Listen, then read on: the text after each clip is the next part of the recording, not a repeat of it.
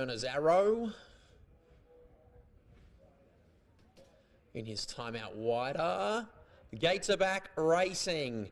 Abroy a little tardy, likewise Pretty Piper towards the tail, and Moderna's Arrow didn't begin well either. So up towards the lead, there's good speed from Faithful Marianne. Valada Harius goes forward as well.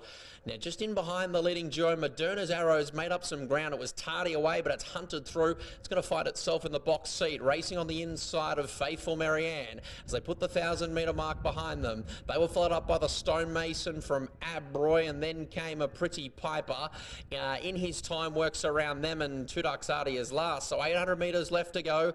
Valada Harius has the lead from Flash Cerise up, putting the pressure on Moderna's Arrow. It's ended up okay for it. It's got a good position on the inside of Faithful Marianne. Then Abroy gets going fifth, out a little bit deeper from the Stonemason inside of In His Time. And then came Two Ducks Artie, and this relegates Pretty Piper for Matty Crop towards the tail. 450 left to go, and the speed goes on. Valada Harius has to absorb lots of pressure. Firstly on the outside from Flash Cerise, and out wider Abroy sustains the move. Two Ducks Artie coming into it, likewise In His Time, and then a Pretty Piper who's making some ground up towards the rail. 175 left to go, and Flash Cerise is in front only narrowly. Abroy gets going down the outside. Flash Cerise is hanging on and winning.